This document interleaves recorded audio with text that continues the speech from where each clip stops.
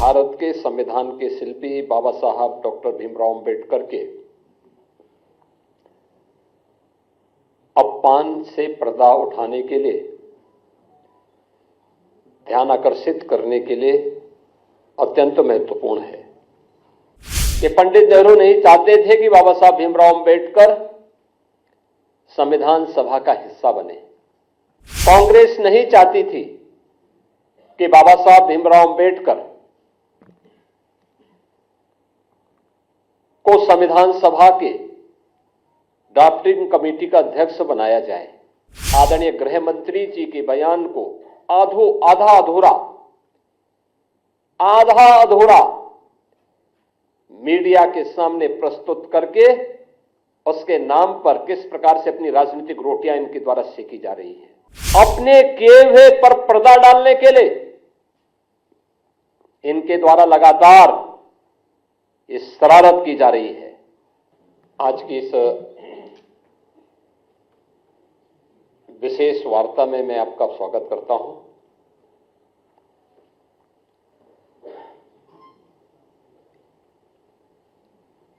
ये press meet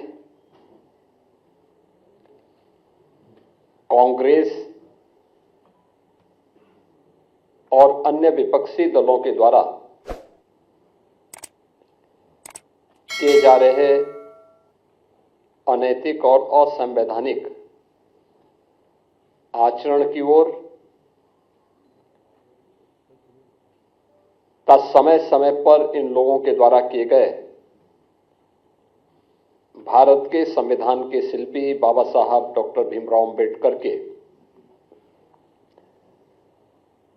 अपमान से पर्दा उठाने के लिए,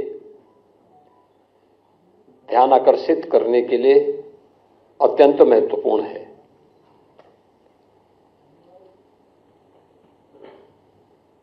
हम सब जानते हैं देश की आजादी के आंदोलन में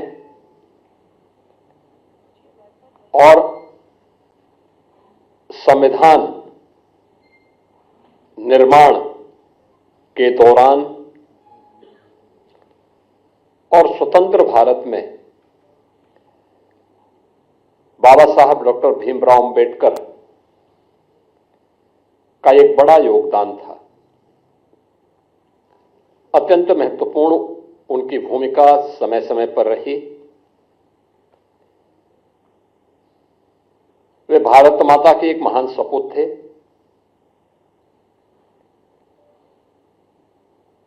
उन्होंने विपरीत परिस्थितियों में तमाम प्रकार के सामाजिक बंधनों का सामना करते हुए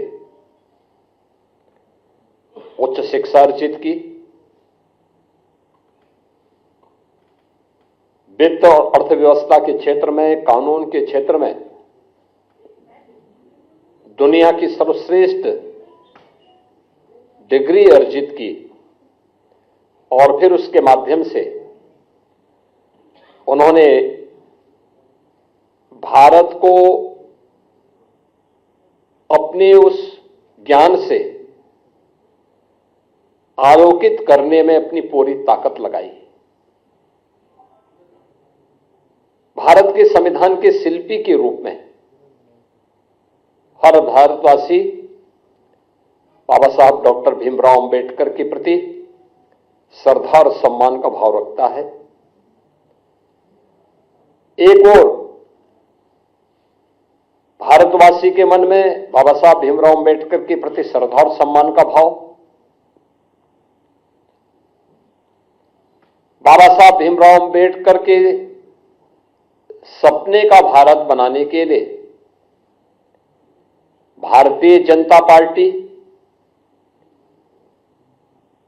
सदैव पूरी ईमानदारी और प्रतिबद्धता के साथ कार्य की है।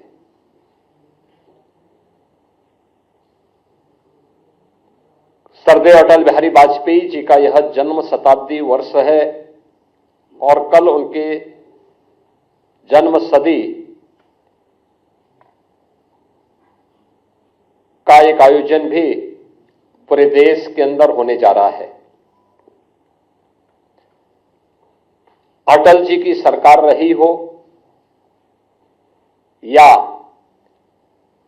आदरणीय प्रधानमंत्री नरेंद्र मोदी जी के नेतृत्व में चलने वाली भारतीय जनता पार्टी की सरकार, सदैव बाबा साहब भीमराव अंबेडकर की भावनाओं के अनुरूप भारतीय जनता पार्टी ने बाबा साहब भीमराव अंबेडकर को सम्मान दिया, उन भावनाओं को प्रतिनिधित्व दिया और हर स्तर पर उनके प्रति श्रद्धा और सम्मान का भाव रखा। चाहे वे पंचतीर्थ याद करें, बाबा साहब भीमराव अंबेडकर का जन्म मऊ मध्य प्रदेश के जिस क्षेत्र में हुआ था, वहां पर भारतीय जनता पार्टी के तत्कालीन मुख्यमंत्री श्री सुंदरलाल पटवा जी ने स्मारक बनाने का काम किया था और उसका उद्घाटन सरदार अटल बिहारी वाजपेयी जी के द्वारा किया गया। दिल्ली में अंबेडकर सेंटर के लिए भूमि प्रदान किया था स्वर्गीय चंद्रशेखर जी ने और वहां पर अंबेडकर इंटरनेशनल सेंटर की स्थापना आदरणीय प्रधानमंत्री मोदी जी ने किया। दीक्षा भूमि नागपुर में भव्य स्मारक बनाने का कार्य हो या फिर इंग्लैंड में जहां पर बाबा साहब भीमराव अंबेडकर ने उच्च शिक्षा अर्जित की थी, वहां पर बाबा साहब भीमराव अंबेडकर का भव्य स्मारक बनाने का कार्य हो या फिर मुंबई के चैत्य भूमि, ये पंचतीर्थ जो बाबा साहब भीमराव अंबेडकर से जुड़े हुए हैं, ये भारतीय जनता पार्टी ने बनाए हैं और बाबा साहब की स्मृति को जीवंत बनाए रख करके सदैव सदैव के लिए भारत के अंदर वंचितों और दलितों के लिए एक आशा की किरण के रूप में बाबा साहब भीमराव अंबेडकर को सम्मान दिया। आज जो कुछ भी कार्य मोदी जी के नेतृत्व में चलने वाली एनडीए की सरकार के द्वारा किए जा रहे हैं, जिनमें पहली बार दलित और वंचित शासन की योजना का हिस्सा ईमानदारी के साथ बन रहा है, चाहे वह हर घर में शौचालय बनाने का कार्य हो, हर एक परिवार को, वंचित और दलित परिवार को आवास की सुविधा, सिर ढकने के लिए आवास की सुविधा हो, स्वास्थ्य बीमा का कवर देने का कार्य हो,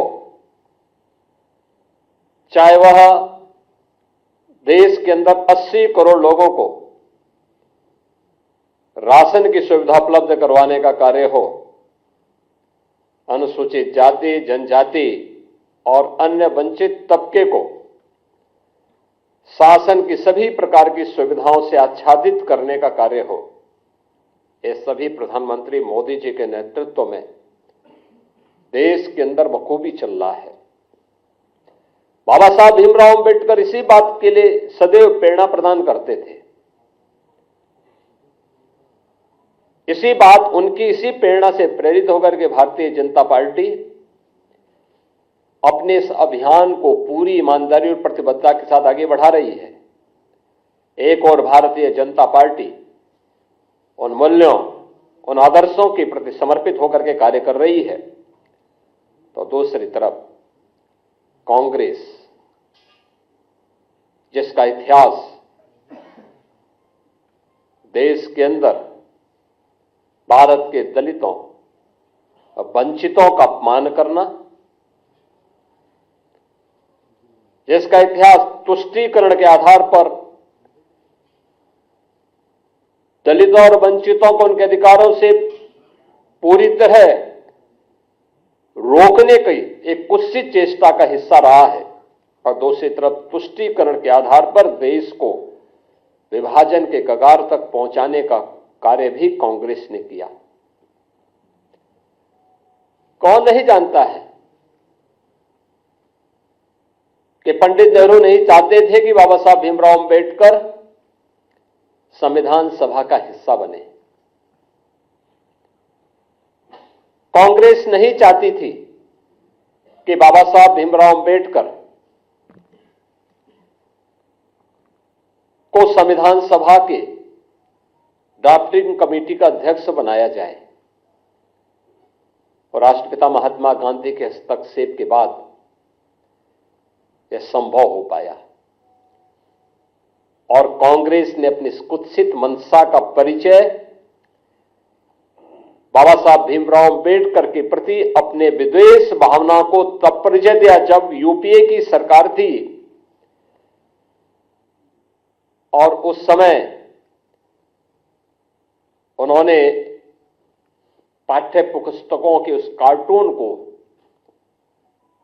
जिसमें बाबा साहब भीमराव अंबेडकर के चित्र को पंडित नेहरू के द्वारा कोड़े मारने के एक कार्टून के माध्यम से दिखाया था, एक कांग्रेस की कुत्सित मानसिकता को दिखाता है। बाद में जब विरोध हुआ तो तत्कालीन मानव संसाधन विकास मंत्री कपिल सिब्बल को माफी मांगनी पड़ी थी और ये पुस्तकों को वापस करना पड़ा था। कौन नहीं जानता है कि बाबा साहब भीमराव अंबेडकर को पहला आम चुनाव 1952 में मुंबई नॉर्थ से, फिर 1954 में उपचुनाव हराने का कार्य भी तो कांग्रेस ने ही किया था। यहां तक कि पंडित नेहरू बाबा साहब भीमराव अंबेडकर के विरोध में प्रचार करने के लिए गए। जब वे बाबा साहब भीमराव अंबेडकर भंडारा से चुनाव लड़ने के लिए गए महाराष्ट्र में, वहां पर भी उन्हें पराजित करवाया कांग्रेस ने। कांग्रेस कभी नहीं चाहती थी कि बाबा साहब भीमराव अंबेडकर संसद में जाएं, दलितों की आवाज बने, वंचितों की आवाज बने, और सदैव उन्हें अपमानित करने का काम करती थी। कांग्रेस लगातार, कांग्रेस की मंशा हमेशा ये रही, और कांग्रेस ने न केवल उन्हें हराया बल्कि उन्हें हराने के लिए बाबा साहब भीमराव अंबेडकर के जो अनन्य सहयोगी थे नारायण काजोलकर, उन्हें तोड़ करके उन्हें ही बाबा साहब भीमराव अंबेडकर के खिलाफ चुनाव लड़वा दिया था। और हम सब जानते हैं कि उन्हें चुनाव लड़ाने के परिणति क्या थी, बाबा साहब चुनाव हारे, और उन्हीं काजोलकर को कांग्रेस ने 1970 में पद्म पुरस्कार से भी सम्मानित किया। कांग्रेस ने बाबा साहब भीमराव अंबेडकर के महापरिनिर्वाण के बाद कहीं भी उनकी स्मारक नहीं बनने दिया। जो भारतीय जनता पार्टी ने सरदार अटल बिहारी वाजपेयी जी के समय और आज आदरणीय प्रधानमंत्री नरेंद्र मोदी जी के समय जो पंचतीर्थ बने हैं, ये भारतीय जनता पार्टी ने बनाए हैं, कांग्रेस ने नहीं। कांग्रेस ने कभी नहीं बनने दिया। बाबा साहब भीमराव अंबेडकर को कभी पद्म पुरस्कार तक नहीं देने दिया। भारत रत्न भी बाबा साहब भीमराव अंबेडकर को तब मिला जिस सरकार में भारतीय जनता पार्टी सपोर्ट कर रही थी। कांग्रेस का इतिहास इसी से आप समझ सकते हैं। जो बाबा साहब भीमराव अंबेडकर ने अपने इस्तीफे के दौर के बाद कही थी, जब उन्हें अपने पद को छोड़ने के लिए मजबूर होना पड़ा था, तो उन्होंने उस समय नेहरू सरकार पर आरोप लगाए थे। और यह परंपरा है कि कोई मंत्री अपने पद से इस्तीफा सदन के रहते हुए दे रहा है तो उसे सदन में बोलने का अवसर दिया जाता है। बाबा साहब भीमराव अंबेडकर को नहीं बोलने दिया सदन में, अपमान यहां पे भी किया गया। उनके इस्तीफे को उजागर नहीं होने दिया गया। अपने इस्तीफे में बाबा साहब अंबेडकर इस बात को कहते हैं कि कांग्रेस को वंचितों और दलितों की चिंता नहीं है, पंडित नेहरू को दलितों और वंचितों की चिंता नहीं है, इन्हें मुसलमानों की चिंता है। ये वंचितों और दलितों से ज्यादा महत्व उन्हें देते हैं, और मैं वंचित और दलितों की आवाज बनना चाहता हूं। मैंने वित्त और अर्थशास्त्र विषय से उच्च डिग्री हासिल की है, मुझे किसी संसदीय समिति में तक नहीं रखा गया है। ये पीड़ा उनकी थी।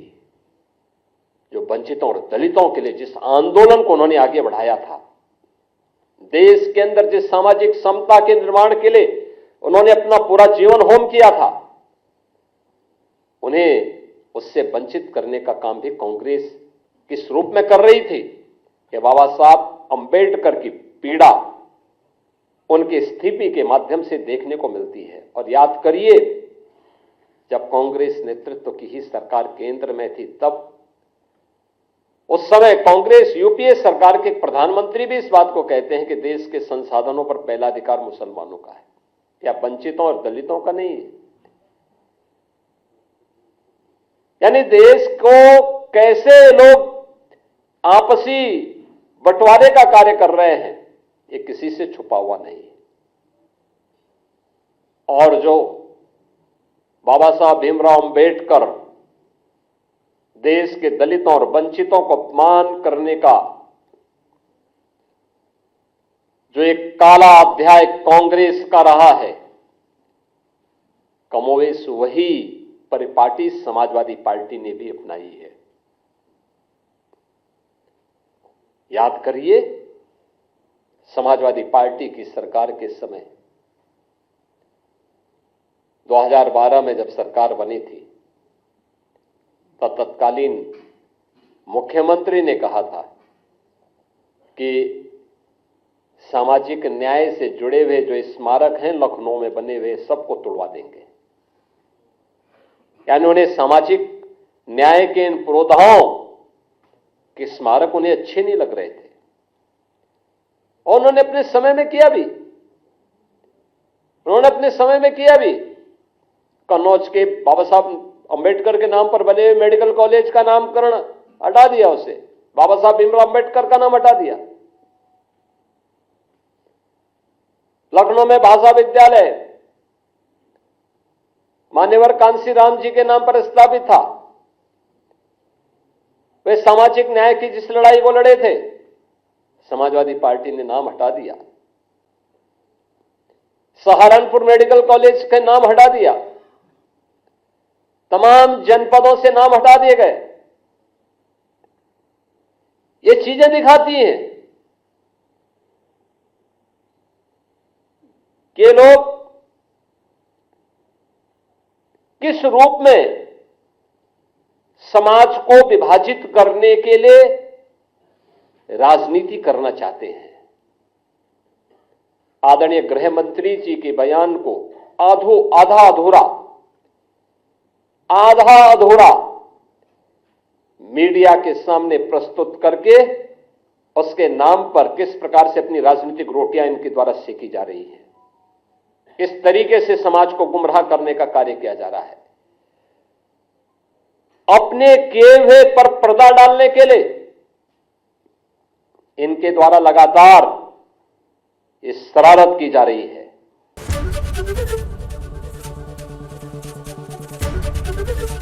एबीपी गंगा, खबर आपकी, जुबान आपकी।